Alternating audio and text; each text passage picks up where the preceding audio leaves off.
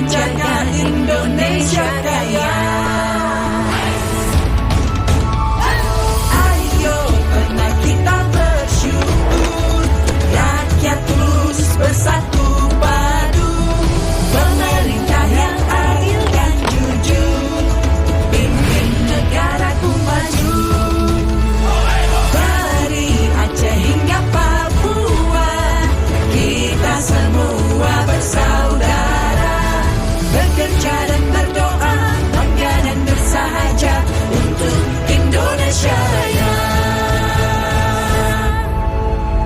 TVRI, media pemersatu bangsa.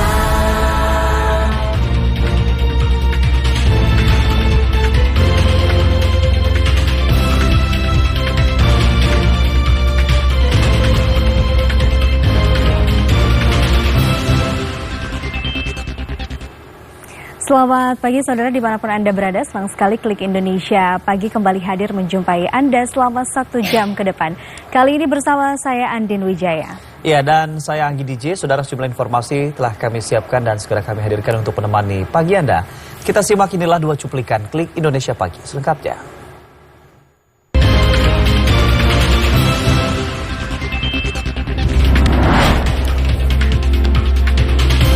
Komisi Pemberantasan Korupsi menahan tersangka pemberi suap Kepala Basarnas Marsdia TNI Henry Alfiandi, yakni Mulsunadi Gunawan.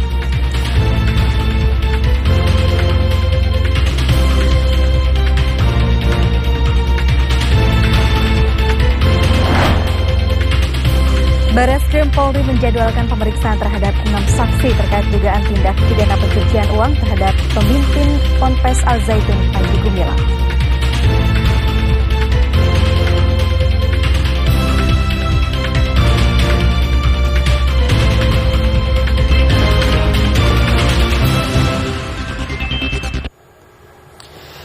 Puspom TNI menetapkan Kepala Basarnas periode 2021-2023 Marsdia TNI Henry Alfian dan Korsmin Kabasarnas Letkol Administrasi Afri Budi Cahyanto sebagai tersangka dalam kasus dugaan korupsi pengadaan barang dan jasa. Kedua perwira TNI ini ditahan di instalasi tahanan militer milik Puspom Angkatan Udara untuk kepentingan penyidikan. Kepala Basarnas Marsdia TNI Henry Alfiandi dan Korsmin Kabasarnas Letkol Administrasi Afri Budi Cahyanto resmi ditetapkan sebagai tersangka dalam kasus dugaan suap pengadaan barang dan jasa oleh Puspom TNI. Penetapan tersangka itu berdasarkan pemeriksaan para saksi sehingga unsur tindak pidana sudah terpenuhi dan bisa ditingkatkan ke penyidikan. Kedua perwira TNI tersebut ditahan di instalasi tahanan militer milik Puspom Angkatan Udara untuk kepentingan penyidikan. Yang saya hormati, maka dengan terpenuhnya unsur tindak pidana, penyidik Puspom TNI meningkatkan tahap penyelidikan kasus ini ke tingkat penyidikan dan menetapkan kedua personil TNI aktif atas nama HA dan APC sebagai tersangka. Terhadap keduanya, malam ini juga kita lakukan penahanan dan akan kita tempatkan di instalasi tahanan militer milik Pusat Polisi Militer Angkatan Udara di Halim.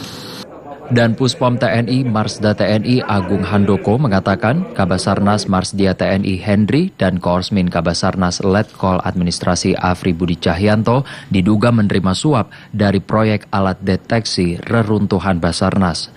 Dari hasil pemeriksaan penyidik, Puspom TNI Letkol Afri mengaku menerima laporan penyerapan anggaran setiap awal bulan yang memuat data terkait pemenang, judul, nilai, serta progres pekerjaan. Kemudian menghubungi pihak swasta yang telah selesai melaksanakan pekerjaan dan telah menerima pencairan anggaran secara penuh untuk memberikan dana komando. Sementara itu, Saudara, Puspom TNI mengungkap adanya uang suap dari pengusaha swasta ke Kepala Basarnas Marsdia Henry Alfiandi. Uang tersebut disebut sebagai profit sharing atau bagi hasil senilai hampir 1 miliar rupiah. kasus suap proyek. Komandan Pusat Polisi Militer TNI, Marsda TNI Agung Handoko menyatakan ada uang suap dari pengusaha swasta ke pihak Kepala Basarnas Marsdia TNI Henry Alfiandi. Uang itu disebut sebagai profit sharing atau bagi hasil senilai hampir 1 miliar rupiah.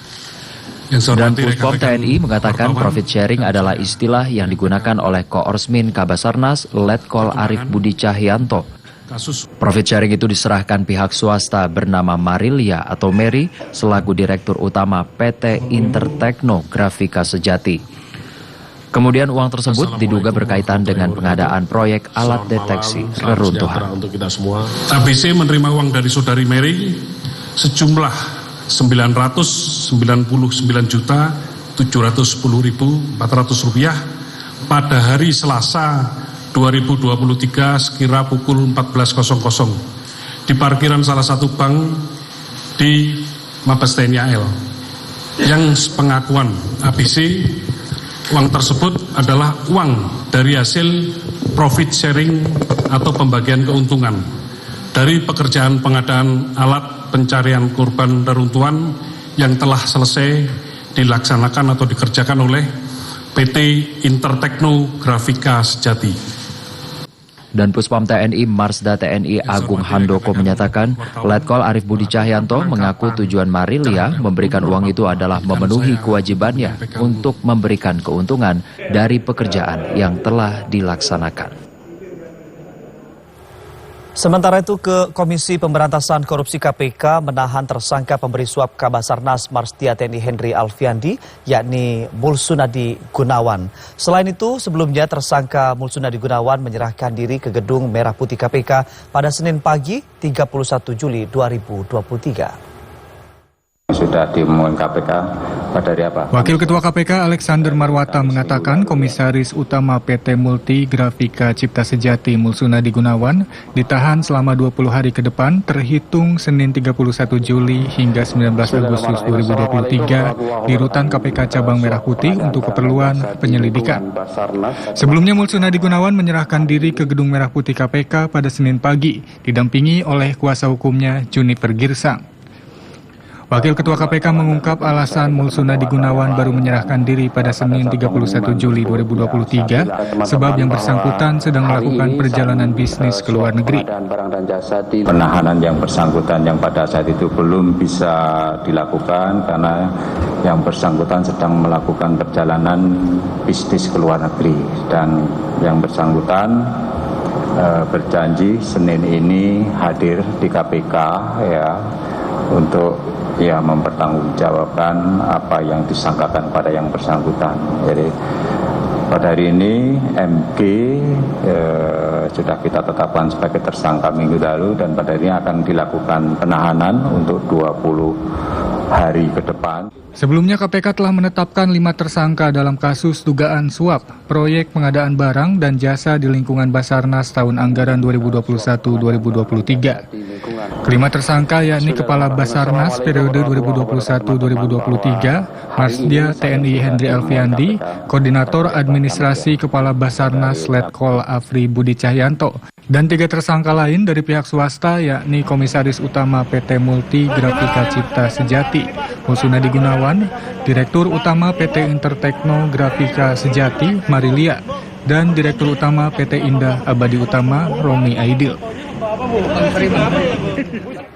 Kita beralih ke informasi lainnya. Saudara, kuasa hukum pimpinan Pondok Pesantren Al Zaitun Panji Gumilang memastikan Panji Gumilang hadir dalam pemeriksaan di Bareskrim Polri hari ini. Di mana kuasa hukum Panji Gumilang juga menyatakan akan mendampingi kliennya menjalani pemeriksaan kasus dugaan penistaan agama. Direktur Tindak Pidana Umum Bareskrim Polri, Brigjen Pol Juandani Raharjo Puro menyatakan pihaknya akan kembali memanggil pimpinan Pondok Pesantren Al Zaitun Panji Gumilang sebagai saksi kasus dugaan penistaan agama pada Selasa 1 Agustus 2023. Kuasa hukum Panji Gumilang, Hendra Effendi menyatakan kliennya akan hadir dalam pemeriksaan kasus dugaan penistaan agama di Bareskrim Polri hari ini. Kuasa hukum Panji Gumilang akan turut mendampingi dalam pemeriksaan. Kita rencanakan akan hadir untuk mengawal persoalan ini. Ya, advokat dan kemungkinan klien kami juga akan terlibat.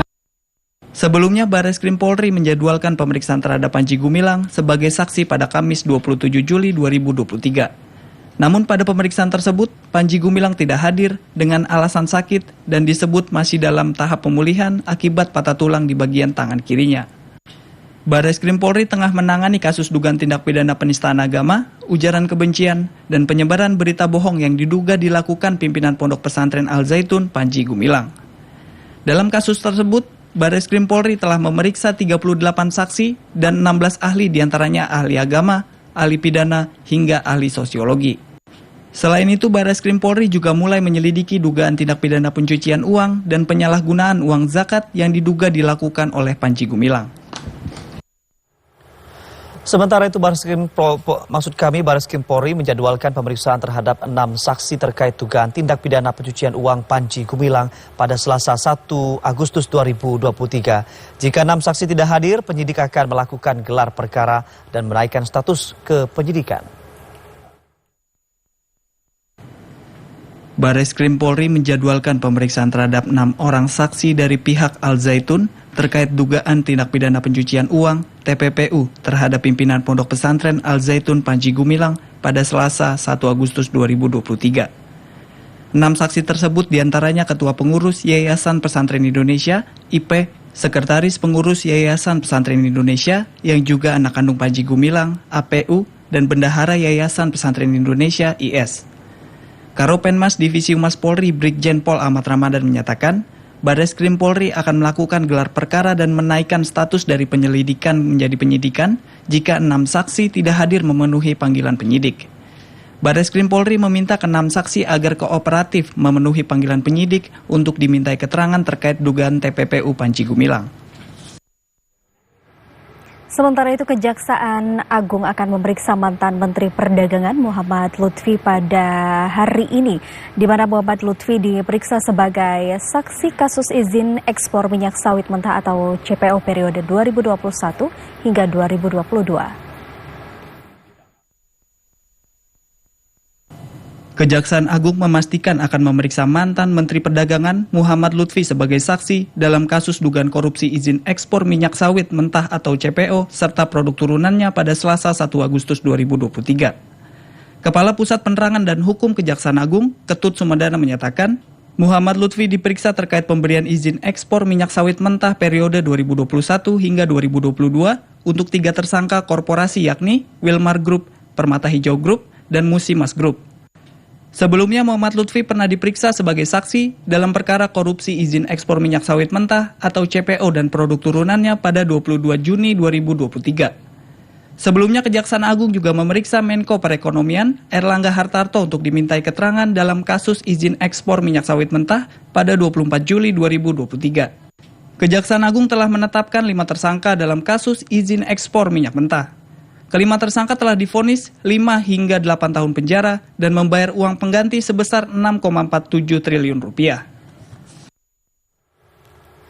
Presiden Joko Widodo berharap para pengusaha dapat berpartisipasi membantu pemerintah dalam menekan angka stunting di tanah air.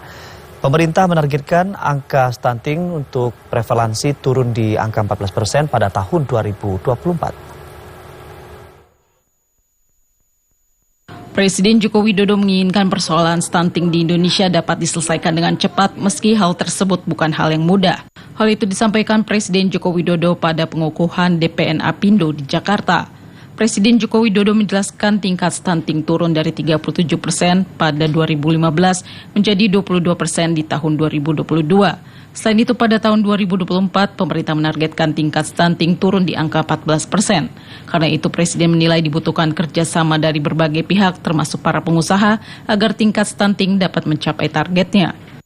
Di 2015, angka kita memang sangat tinggi sekali. Saat itu, 37% anak-anak kita pada posisi mengalami stunting. 37%. Akhir tahun 2022 yang lalu sudah turun menjadi 22%.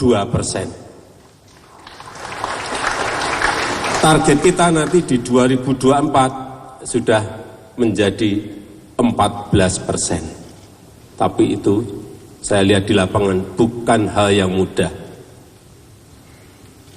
Tapi saya yakin kesulitan dan ketidakmudahan itu akan bisa, targetnya bisa kita raih apabila ada partisipasi dari para pengusaha.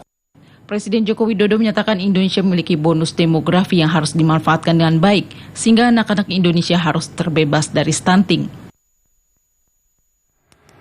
Sementara itu, Presiden Joko Widodo menginstruksikan jajaran kementerian dan lembaga terkait untuk melakukan penanganan masalah kelaparan secepatnya di Papua Tengah. Sementara itu juga Kepala Negara menilai masalah kelaparan di wilayah tersebut terjadi salah satunya diakibatkan faktor cuaca ekstrim. Kelaparan akibat cuaca ekstrim melanda 2 distrik di Kabupaten Puncak, Papua Tengah. Menanggapi hal itu, Presiden Republik Indonesia Joko Widodo memerintahkan jajaran kementerian dan lembaga terkait segera menangani masalah tersebut. Presiden Joko Widodo menyatakan penyebab kelaparan di 2 distrik Papua Tengah salah satunya diakibatkan suhu rendah di wilayah tersebut yang menyebabkan tanaman tidak bisa tumbuh. Selain faktor cuaca ekstrim, Kepala Negara juga menilai persoalan keamanan dan medan yang sulit berdampak pada pengiriman bantuan ke distrik-distrik di Papua Tengah. Saya sudah perintahkan pada Menko PMK, Menteri Sosial, BNPB, dan juga di daerah di Papua untuk segera menangani secepat-cepatnya. Tapi problemnya, supaya tahu ya, itu ada daerah spesifik yang kalau di musim salju itu yang namanya tanaman tidak ada yang tumbuh. Di ketinggian yang sangat tinggi distrik itu. Yang kedua, bantuan untuk makanan juga problem di urusan keamanan. Pesawat tidak berani turun, sehingga problem lagi. Presiden Joko Widodo menyatakan telah memerintahkan TNI untuk mengawal bantuan ke Kabupaten Puncak, Papua Tengah guna mengatasi masalah kelaparan.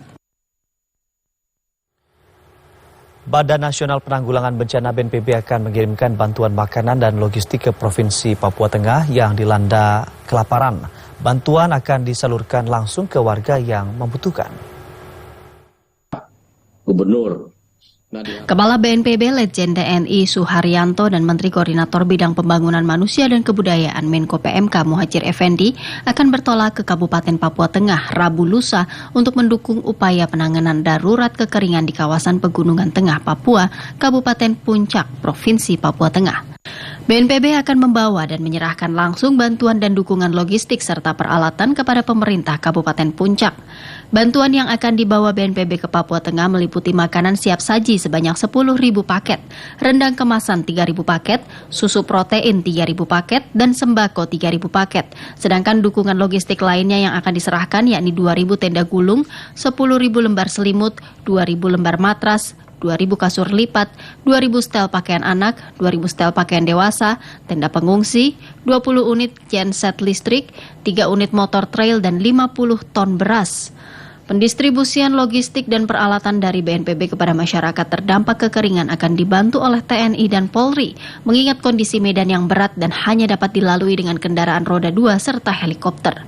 Namun Kepala BNPB Letjen TNI Suharyanto memastikan bantuan pemerintah itu akan sampai di tangan masyarakat yang membutuhkan. Musim kemarau berkepanjangan yang diiringi cuaca dingin ekstrim memicu terjadinya gagal panen hingga membuat warga distrik Agandugume dan distrik Lambewi, Kabupaten Puncak, Papua Tengah, kesulitan mendapatkan bahan makanan sejak 3 Juni 2023. Kekeringan itu juga menyebabkan warga kesulitan mendapatkan air bersih, sehingga mengakibatkan 6 warga termasuk 1 bayi meninggal dunia, diduga karena diare dan dehidrasi. Berdasarkan laporan Pusat Pengendali dan Operasi BNPB, bencana kekeringan di Papua Tengah telah berdampak pada 7.500 jiwa. Penanganan darurat yang sudah dilakukan diantaranya penyelidikan epidemiologi kepada para korban yang meninggal dunia dan distribusi bantuan makanan serta obat-obatan secara berkala. Informasi lainnya akan kami hadirkan usai jeda berikut ini. Tetaplah bersama Klik Indonesia Pagi, TVRI.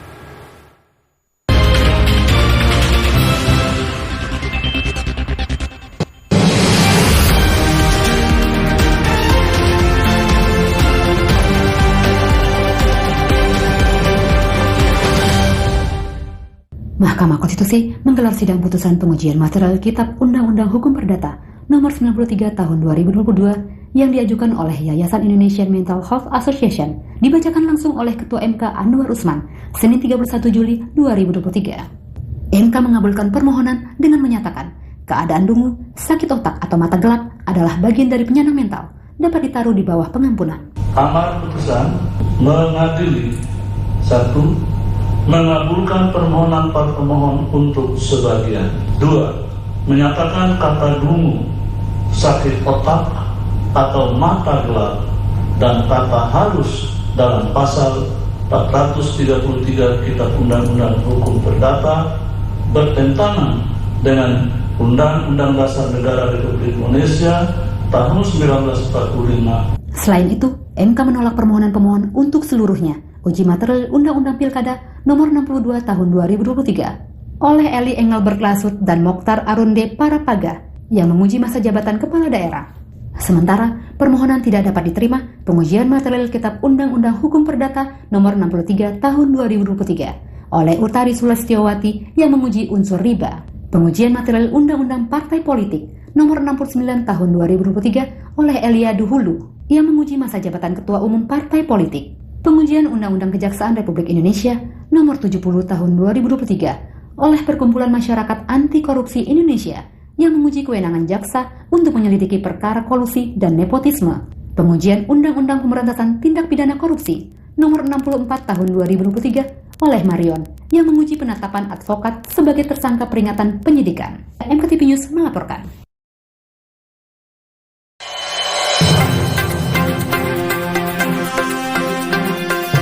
Sebuah features informasi tentang potensi yang ada di pelosok negeri. Ini mempunyai nilai yang cukup penting, di mana yang pertama adalah terkait ekosistemnya. Untuk menginspirasi dan mengedukasi. TNI Angkatan Laut sekaligus kewenangan melaksanakan diplomasi. Tugas ini tidak dimiliki Feature oleh LKBN Antara. Setiap Senin dan Rabu pukul 20.30 waktu Indonesia Barat. Soccer Mania, jangan lewatkan pertandingan friendly match tim papan atas. Rabu 2 Agustus 2023 pukul 18, Liverpool versus Bayern Munich. Selasa 8 Agustus 2023 pukul 00.30 waktu Indonesia Barat, Liverpool versus SV Darmstadt 98. Hanya di TVRI Sport.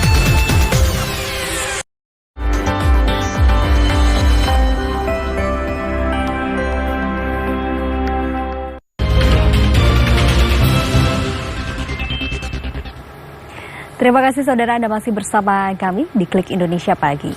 Dan berikut kami hadirkan informasi terkait pemilihan umum tahun 2024.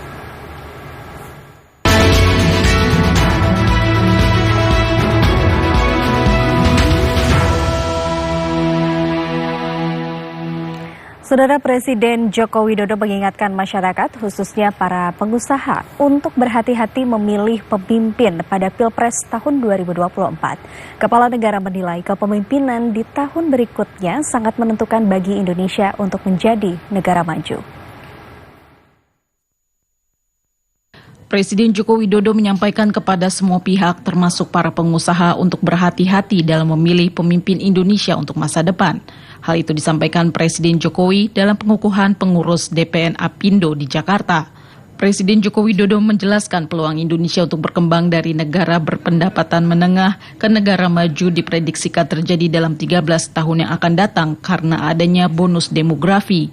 Karena itu Kepala Negara menegaskan seluruh pihak agar memilih pemimpin yang menyatakan keputusan memilih pemimpin negara berada di tangan rakyat.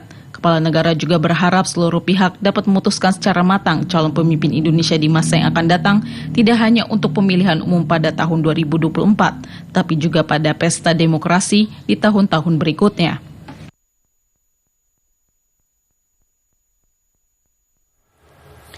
Komisi Pemilihan Umum mengimbau partai politik peserta pemilu 2024 untuk tidak memasang alat peraga kampanye di tempat ibadah hingga fasilitas negara. Selain itu, imbauan ini dilakukan dalam rangka penertiban pelaksanaan pemilu 2024. Ketua KPU RI Hashim Asyari mengimbau partai politik peserta pemilu 2024 untuk tidak memasang alat peraga kampanye di tempat ibadah hingga fasilitas negara. Imbauan ini dilakukan dalam rangka penertiban pelaksanaan pemilu 2024. KPU mengeluarkan surat imbauan larangan pemasangan atribut kampanye pemilu 2024 di sejumlah tempat. Imbauan ini diberikan untuk seluruh Dewan Pimpinan Pusat Partai Politik peserta pemilu 2024 mendatang. Masa kampanye baru akan dimulai 28 November 2023. Selain kampanye yang dilarang merupakan bendera partai politik, baliho, hingga alat peraga sosialisasi. Aturan ini berlaku selama masa sebelum kampanye, masa kampanye. Hashim mengatakan dalam sosialisasi sebelum masa kampanye, peserta pemilu boleh memasang bendera parpol dan nomor urutnya. Parpol juga diperbolehkan untuk melakukan pertemuan terbatas dengan memberitahukan terlebih dulu kepada KPU dan Bawaslu. Namun KPU mengimbau peserta pemilu untuk tidak menggunakan kalimat ajakan dalam sosialisasi. Selain itu, saat masa sosialisasi, peserta pemilu juga dilarang mengungkapkan identitas, citra diri, atau karakteristik parpol dengan metode penyebaran bahan kampanye kepada publik, memasang alat peraga kampanye di tempat umum dan media sosial di luar masa kampanye. Sementara itu, Lembaga Pemilih Indonesia menilai Komisi Pemberantasan Korupsi masih mampu untuk mengantisipasi praktik uang jelang pemilu 2024 mendatang. Wakil Direktur LPI Ali Ramadan mengatakan kinerja Komisi Pemberantasan Korupsi KPK masih dapat diandalkan untuk mengantisipasi praktik politik uang jelang pemilu 2024 mendatang.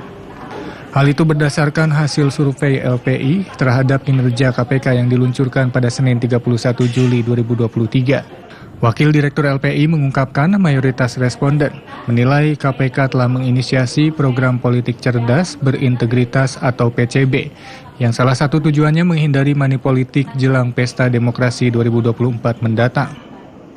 Walaupun belum sempurna, tetapi pergerakan kepemimpinan KPK ya di bawah Pak Firly dan juga jajaran komisioner KPK yang lain sudah bergerak ke arah yang benar gitu. Artinya kami memberikan skala 0 sampai 4 gitu ya. Dan umumnya rata-rata masih belum mencapai 3 ke atas. Tetapi 800 responden kita mayoritas meyakini dan optimis bahwa KPK sudah bergerak ke arah yang benar. Hal senada juga diungkapkan analis politik Boni Hargens yang mengapresiasi kinerja KPK di bawah kepemimpinan Firly Bahuri, terutama dalam mengantisipasi politik uang jelang pemilu 2024 mendatang. Saya kira hasil survei itu masuk akal dari perspektif analisis politik kita. Ya, sejauh ini memang proses pemilu ini orang mulai dari pemilu ke pemilu ragu apakah politik uang itu bisa diatasi atau tidak. Apakah demokrasi kita masih bisa dijaga untuk bebas dari segala macam ancaman-ancaman kecurangan. Nah, hampir tidak ada institusi yang orang percaya. Nah, survei ini menunjukkan bahwa KPK justru dipercaya oleh kelas menengah intelektual ya. Meski begitu, sebagian responden turut memberikan masukan agar KPK memperluas upaya pencegahan praktik korupsi politik jelang pemilu. Seperti melakukan kolaborasi dengan institusi penyelenggara dan pengawas pemilu serta institusi penegak hukum lainnya. Saudara Panitia Pengawas Pemilihan Kota Langsa Aceh meminta masyarakat lebih cerdas memilih dan tidak tergoda dengan politik uang. Untuk meminimalisir terjadinya kecurangan, pihaknya juga terus berupaya mensosialisasikan kepada masyarakat, tokoh dan juga peserta pemilu.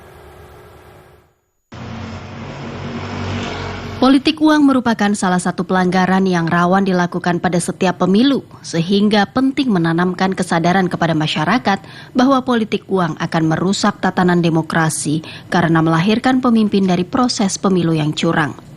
Menanggapi potensi masih adanya fenomena politik uang, Ketua Panitia Pengawas Pemilihan Kota Langsa Aceh, Muhammad Khoiri, meminta masyarakat agar lebih cerdas dalam memilih dan tidak tergoda dengan uang yang ditawarkan untuk mendukung salah satu calon peserta pemilu 2024 mendatang.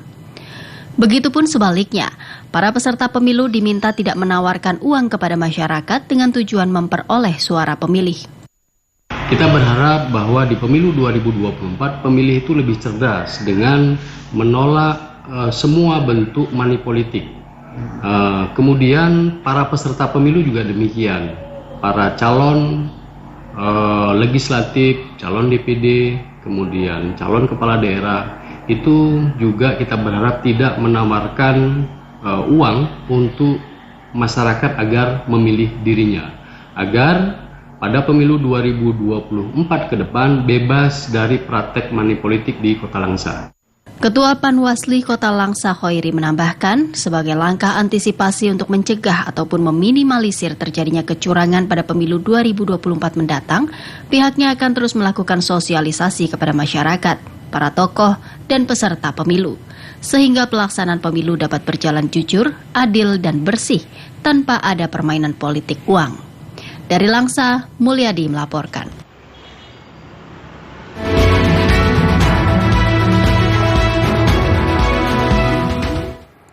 Ya, Saudara, Ketua Umum Partai Golkar Erlangga Hartarto menyatakan seluruh pengurus partainya dan DPD 1 se-Indonesia menolak Musyawarah Nasional Luar Biasa atau Munaslup.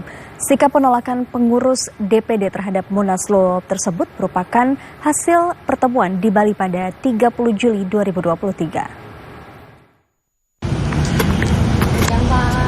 Ketua Umum Partai Golkar Erlangga Hartarto menyatakan seluruh pengurus Dewan Pimpinan Daerah Golkar tingkat 1 menolak penyelenggaraan Musyawarah Nasional Luar Biasa atau Munaslup.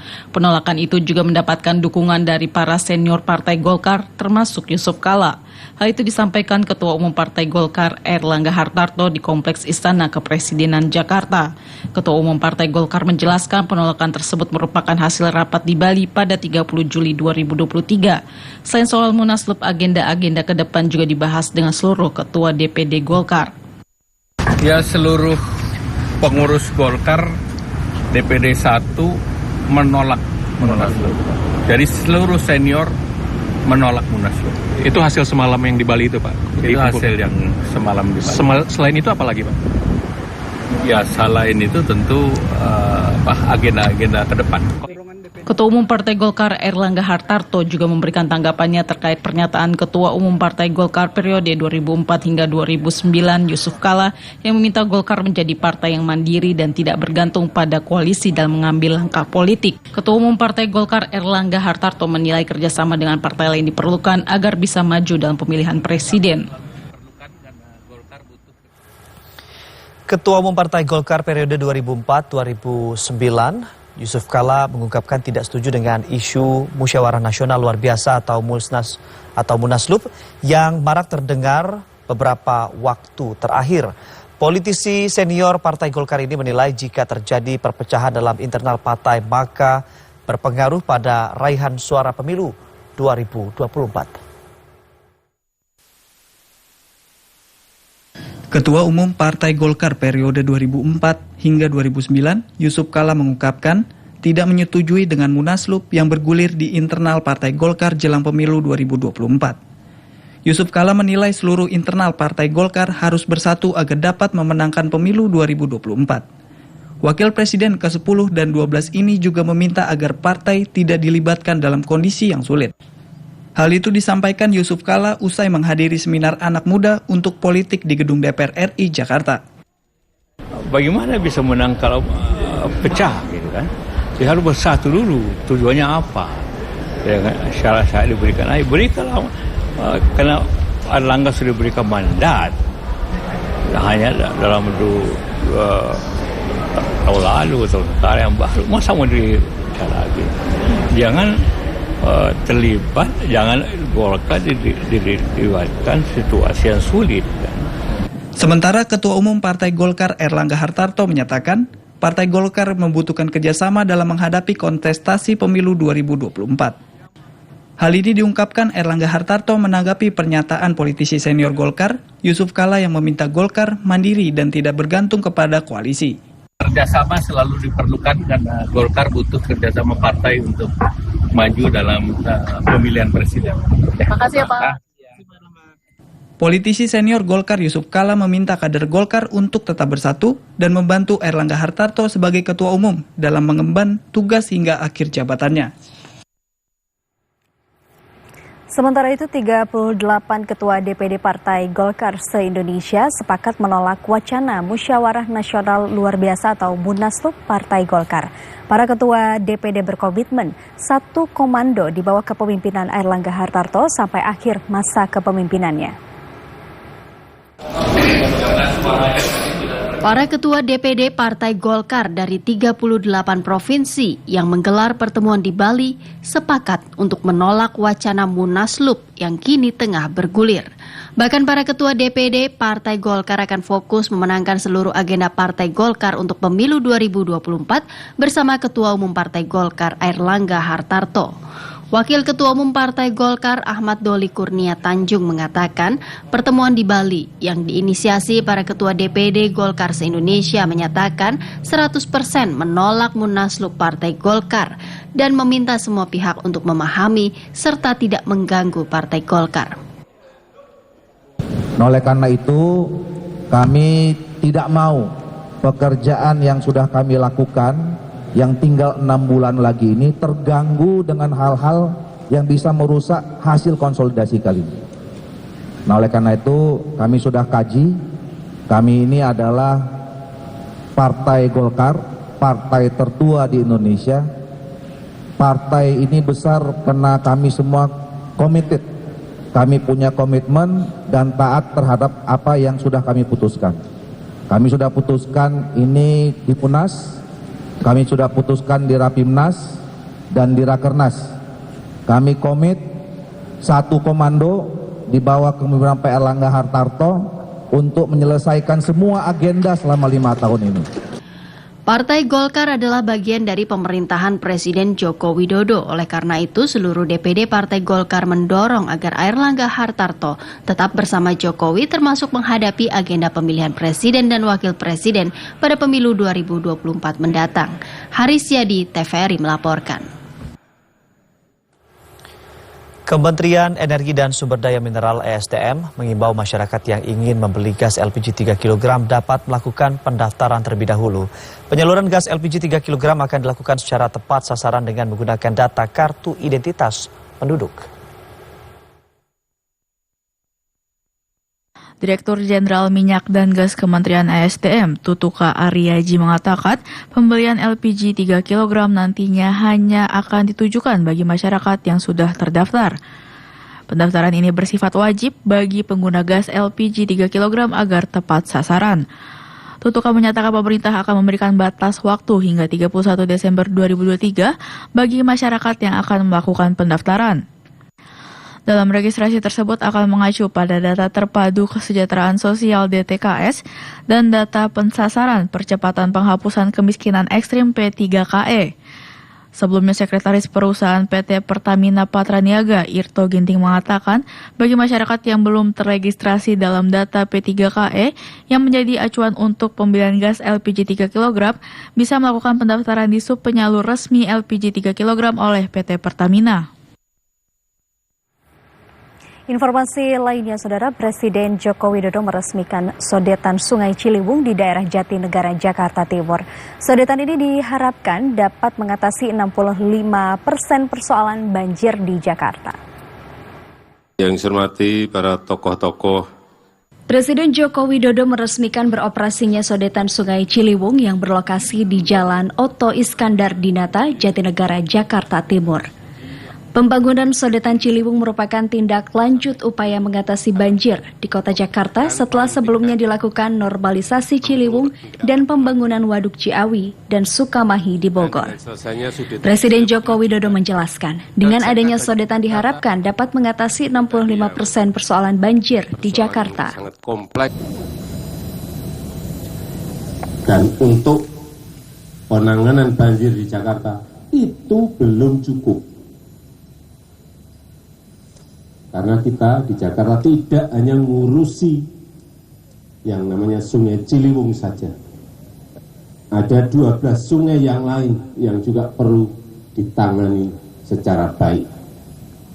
Ya, Sungai Sunter, Sungai Cipinang, Sungai Baru Barat, Sungai Baru Timur, Sungai Mokofat, Sungai Pesanggerahan, dan lain-lainnya.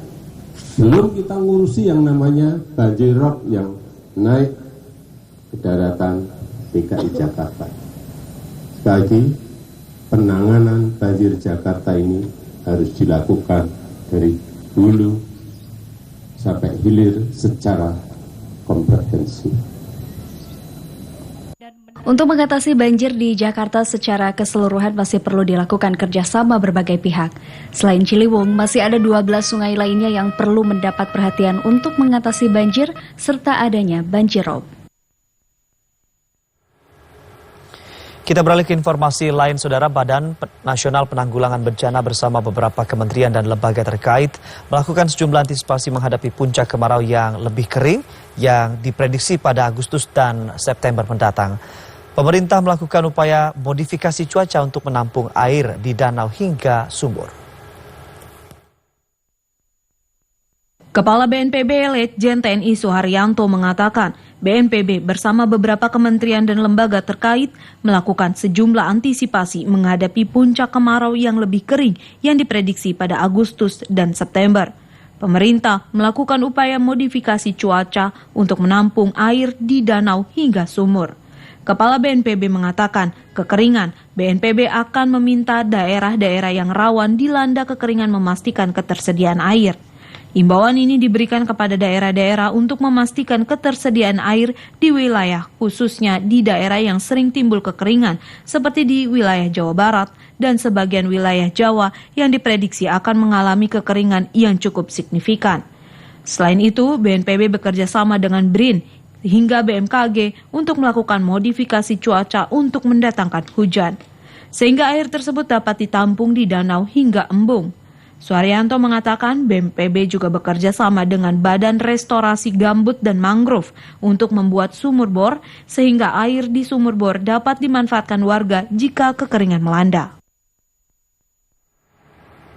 Saudara, perayaan hari ulang tahun ke-78 kemerdekaan Indonesia yang akan diselenggarakan di Istana Merdeka akan dihadiri oleh sekitar 8.000 undangan. Perayaan tahun ini dilaksanakan baik di dalam lingkungan istana maupun di luar istana. Pada bulan kemerdekaan tahun ini, pemerintah dapat menyelenggarakan secara lebih bebas dikarenakan tidak lagi dalam masa pandemi. Pemerintah menyelenggarakan berbagai acara mulai sejak tanggal 1 Agustus 2023. Rangkaian acara dimulai dengan zikiran doa kebangsaan dan dilanjutkan dengan penganugerahan tanda kehormatan, pengukuhan anggota Paskibraka, pidato tahunan Presiden, serta pada acara puncak tanggal 17 Agustus, apel detik-detik peringatan Hari Kemerdekaan Indonesia. Kepala Sekretariat Presiden sebagai Ketua 1 Pelaksana HUT ke-78 Kemerdekaan, Heru Budi Hartono, menyatakan acara pada tanggal 17 Agustus akan dihadiri secara fisik sekitar 8.000 undangan. Kami sudah mempersiapkan itu dan hari ini dan seterusnya sampai tanggal 14 Agustus kami mempersiapkan dengan baik latihan-latihan di dalam. Ada sedikit perbedaan. Yang pertama adalah kami full undangan secara fisik, jumlahnya kurang lebih pagi hari 8.000 ya. 8.000, si sore harinya seperti itu. Sementara itu kegiatan peringatan HUT ke-78 kemerdekaan di luar lingkungan istana akan dimeriahkan dengan sejumlah acara di 3 lokasi.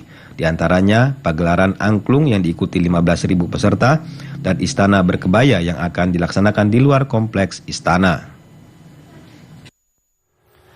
Badan Penyelenggara Jaminan Sosial Ketenagakerjaan BP Jam Sostek menjalin kerjasama dan kesepakatan dengan perusahaan e-commerce di Indonesia. Hal tersebut dilakukan guna meningkatkan jumlah kepesertaan. Pak Emo ini dari IT.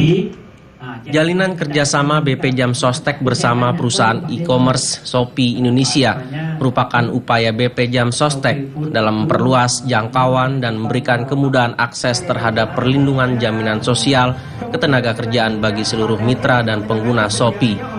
Direktur Kepesertaan BP Jam Sostek Zainuddin mengatakan bahwa saat ini e-commerce merupakan salah satu ekosistem yang menjadi fokus utama BP Jam Sostek dalam memperluas kepesertaan karena di dalam ekosistem tersebut terdapat jutaan pekerja informal yang meliputi para mitra yakni driver, penjual, dan pekerja.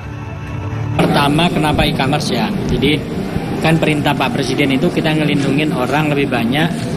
Kalau yang korporasi kan sudah 44 tahun. Nah, sekarang kita masuk ke yang UKM dan informal. Nah, fokus Jam Sostek itu ada 4 tahun ini. Ekosistem desa, ekosistem pasar, UKM dan e-commerce. Nah, ini fokus kita yang ketiga. Yang keempat itu pekerja rentan. Nah, hari ini kita yang ekosistem pasar, ekosistem UKM dan e-commerce. Kenapa Shopee? Shopee ini sekarang e-commerce terbesar di Indonesia gitu ya.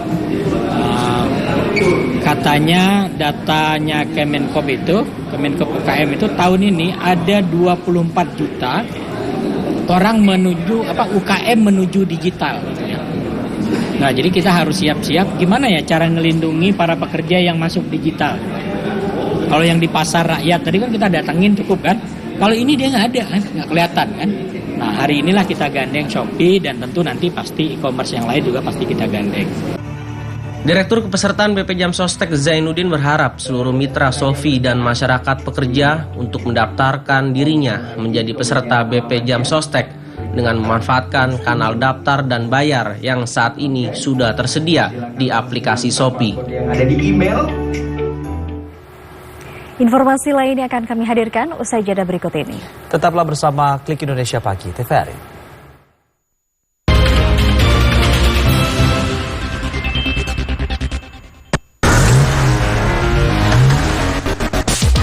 Otomania, jangan lewatkan program yang menyajikan beragam informasi otomotif dalam negeri. Otoscreen, tayang 30 menit, hadir dengan sajian dan ulasan yang menarik. Saksikan Otoscreen di kanal TVRI Nasional dan TVRI Sport.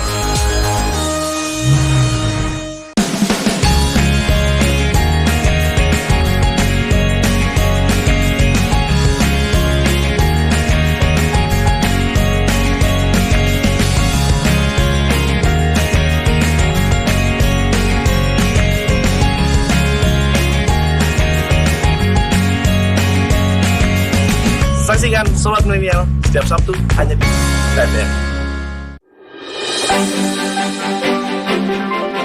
Pesta demokrasi akan menentukan siapa pemimpin pilihan rakyat. Bagaimana dan siapa pilihan Anda? Saksikan Pilihan Rakyat, Senin hingga Jumat pukul 16 waktu Indonesia Barat. Hanya di TVRI.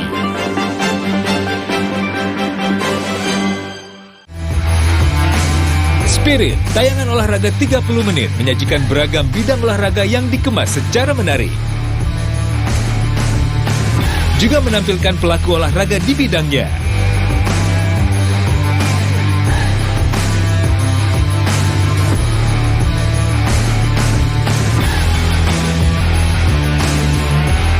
Saksikan Spirit di kanal nasional dan kanal TVRI Sport.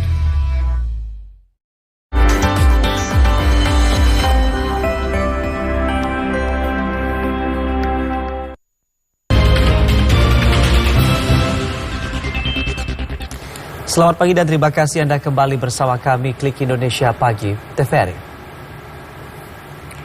Saudara, Kementerian Pendidikan, Kebudayaan, Riset, dan Teknologi bekerja sama dengan pemerintah Provinsi Jambi dan Sumatera Barat serta 6 Pemkab kembali menggelar ekspedisi Batanghari. Ekspedisi Batanghari merupakan motor penggerak untuk merangkul serta mengingatkan kembali masyarakat tentang hubungan antar kebudayaan dengan pelestarian lingkungan, khususnya sungai. Selain itu juga tentang pelestarian lingkungan untuk perkembangan peradaban atau kehidupan masyarakat yang berkelanjutan. Aktivasi pelestarian lingkungan dan budaya alam, ekspedisi Batanghari meliputi seminar dengan tema kebudayaan dan lingkungan, workshop, pengolahan sampah plastik, tradisi yang relevan dengan pelestarian lingkungan, bersih-bersih sungai, penanaman 10.000 bibit pohon, pelepasan 500.000 benih ikan, bersih-bersih area kawasan Candi Muaro Jambi, dan penanaman mangrove. Untuk pelaksanaan peduli salah bumi yang akan rangkaian sampai November. Jadi dan tadi sudah diterangkan perbedaan oleh Pak Dirjen bahwa tahun lalu kan hanya festival dan ekspedisi. Sekarang ada penguatan kapasiti yang dilaksanakan untuk oleh komunitas, oleh platform Indonesia yang untuk teman-teman komunitas, sehingga pada saat nantinya berfestival itu punya kualitas, baik tata panggung, kemudian jadi direktur festival, dan cara-cara untuk membuat festival yang baik. Jadi itu juga penting sekali sehingga kita nanti sama-sama mendorong, jadi tidak hanya mungkin di Jakarta atau di kota-kota besar, tapi Jambi akan mempunyai festivalnya juga mempunyai kualitas yang baik dan bisa menggaungkan seluruh nasional maupun internasional. Ekspedisi Batanghari berlangsung sejak 27 Juli 2023 hingga 9 Agustus 2023, dimulai dari kawasan Candi Pulau Sawah Kabupaten Darmasraya, Desa Cermin Alam Kabupaten Tebo, Benteng Tembesi Kabupaten Batanghari, Muaro Pijuan Kabupaten Muaro Jambi, Danau Sipin Kota Jambi, KCBN Muaro Jambi, hingga terakhir di Desa Pangkalan Baru Kabupaten Tanjung Jabung Barat. Stakeholder yang terlibat dalam kegiatan ini diantaranya komunitas budaya dan lingkungan, arkeolog, sejarawan, ahli agronomi, dan hortikultura serta ahli perikanan dan budidaya.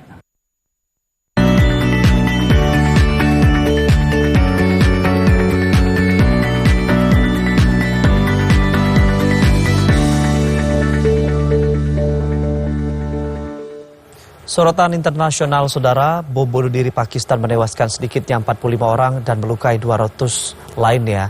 Sementara itu pasukan Rusia dan Ukraina terus baku tembak dalam pertempuran pada Minggu waktu setempat. Gejolak politik di Nigeria pasca kudeta militer, kebakaran hutan meluas di Kanada, dan banjir bandang di Cina. Informasinya kami kemas dalam Kilas Internasional berikut ini.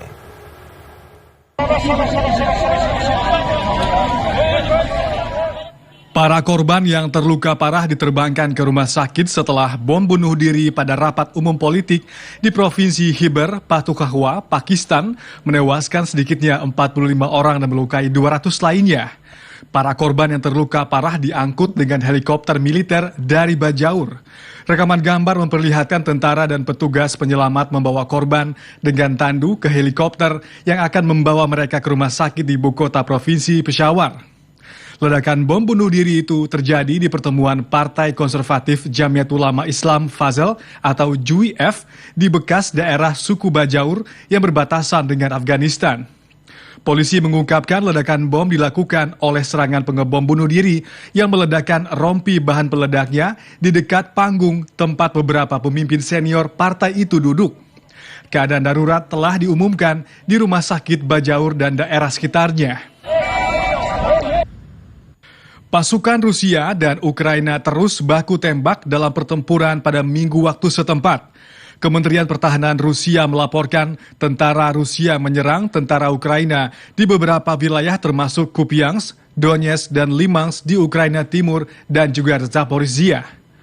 Pasukan Rusia menyerang pos komando Ukraina, depot amunisi, dan target lainnya.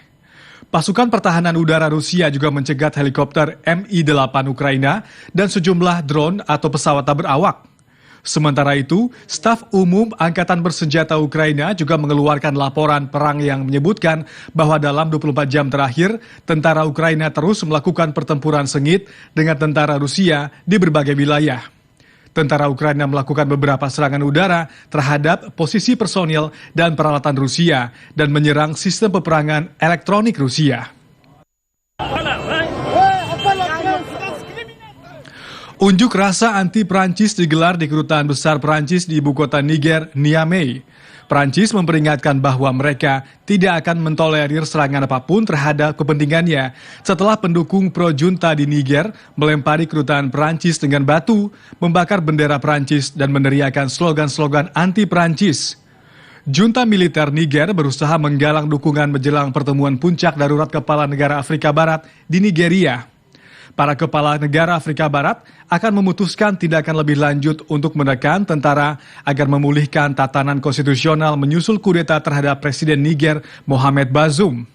Kudeta oleh pasukan pengawal presiden itu telah dikecam oleh negara tetangga dan mitra internasional termasuk Amerika Serikat, PBB, Uni Afrika, Uni Eropa, bekas kekuatan kolonial Prancis.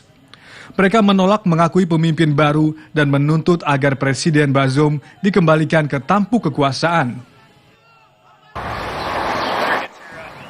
Perintah evakuasi untuk kota Osoyoos di Kanada dan distrik sekitarnya di Provinsi British Columbia telah dikeluarkan karena kebakaran hutan yang tidak terkendali telah melintasi perbatasan dari negara bagian Washington di Amerika Serikat.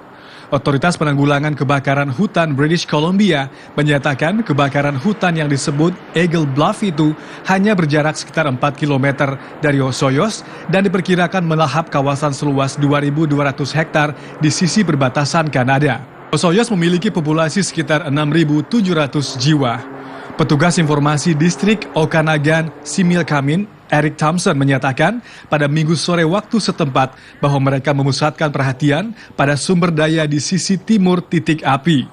Pejabat setempat menyatakan total 732 properti telah diperintahkan untuk dievakuasi dan 2094 berada di bawah peringatan evakuasi. Seorang pria yang terjebak di mobilnya di tengah banjir di Provinsi Hebei, Tiongkok, diselamatkan oleh petugas pemadam kebakaran. Pria itu terlihat terjebak di dalam mobilnya yang hanyut di sungai kota Wuhan. Sementara itu, hujan tanpa henti sejak akhir pekan mengubah jalan di Beijing menjadi sungai, menyapu mobil dan rambu jalan saat cuaca ekstrem di ibu kota negara itu menewaskan sedikitnya 2 orang dan menjebak ratusan orang di rumah. Sisa-sisa topan Doksuri menumpahkan curah hujan tertinggi di kota berpenduduk hampir 22 juta jiwa itu. Doksuri adalah salah satu badai terkuat yang melanda Tiongkok dalam beberapa tahun terakhir dan menyebabkan banjir meluas selama akhir pekan di Provinsi Selatan Fujian yang memaksa ratusan ribu orang meninggalkan rumah mereka.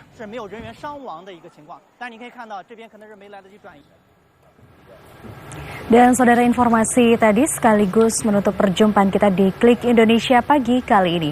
Akhirnya saya Andin Wijaya. Dan saya Anggi DJ beserta kerabat kerja yang bertugas pamit undur diri. Selamat pagi dan sampai jumpa.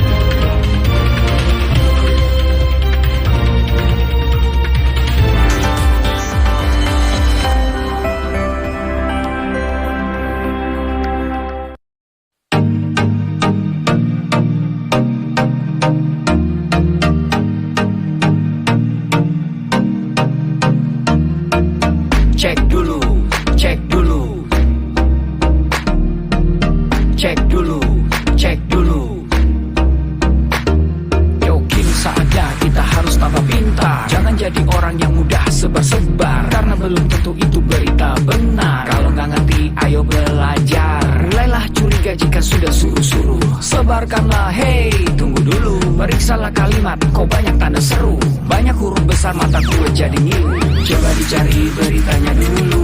Mendingan begitu daripada keliru. Apa untungnya sebar kabar palsu, daripada nanti kamu yang malu.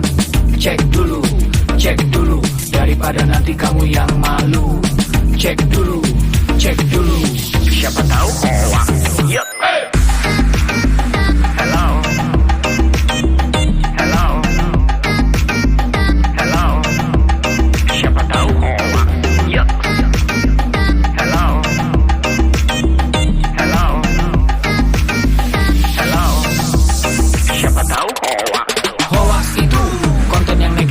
Tujuannya itu ya provokatif, paling cocok buat orang yang sensitif. Kalau ke gue ya gak efektif, tapi semua suka yang positif. Misalnya video yang inspiratif, meme yang lucu, itu juga sih positif, kreatif dan produktif. Coba dicari beritanya dulu, mendingan begitu daripada keliru. Apa untungnya sebar kabar palsu, daripada nanti kamu yang malu. Cek dulu, daripada nanti kamu yang malu. Cek dulu, siapa tahu hoax.